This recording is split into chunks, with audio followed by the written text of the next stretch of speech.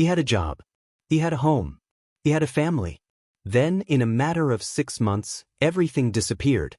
Jason, a 43-year-old father of 2 from Ohio, once managed a warehouse and paid his bills on time. But when the company downsized, he lost his job. A car accident followed shortly after, and with no insurance, medical debt began to bury him alive. The eviction notice came quietly, taped to the door he'd locked every night for years. Jason found himself standing on the street, holding a trash bag filled with clothes, wondering how someone like him had become homeless. Jason isn't alone. Over 653,000 people in the United States are experiencing homelessness in 2024, according to federal data. Many of them were working-class individuals who suffered just 1 or 2 financial setbacks, job loss, medical bills, divorce, and fell through the cracks of a system not designed to catch them. The image of homelessness often paints a stereotype: drug addiction, laziness, mental illness. But the truth is far more terrifying.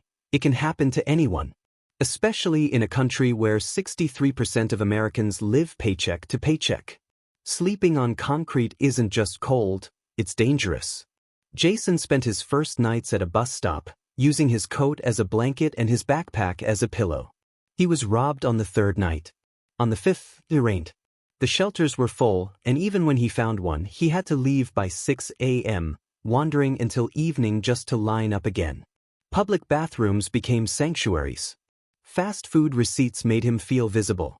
In the wealthiest nation on earth, his dignity was reduced to fighting for a dry space beneath a bridge.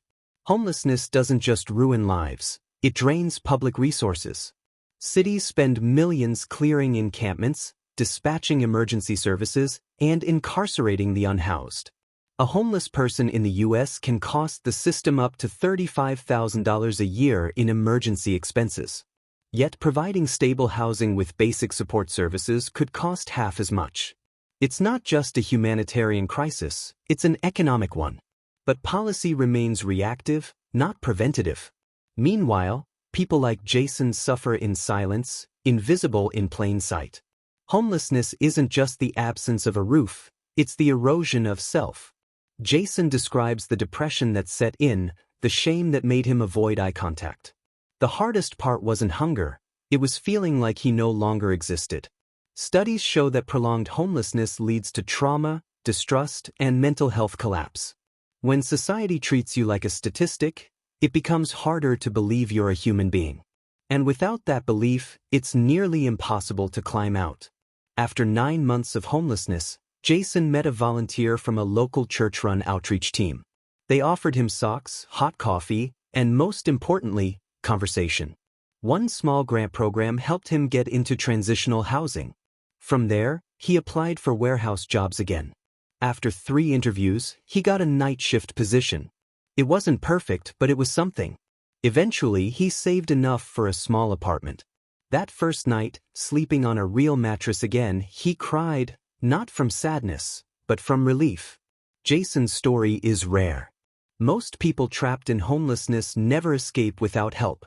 But across the U.S., programs like Housing First have shown dramatic success. In cities that invest in permanent supportive housing, homelessness has dropped by over 30%.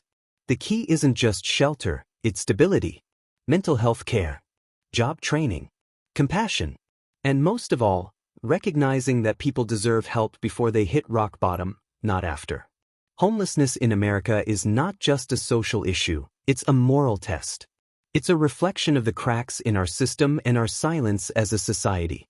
Behind every tent on a sidewalk is a human story, a broken dream, and a chance to make it right. Jason's story proves that with just a little help, a shattered life can be rebuilt. But it starts with us seeing the homeless not as problems, but as people. People who once had what we have now, and who still deserve a second chance. Don't forget to like, subscribe, and share to help these voices reach the world.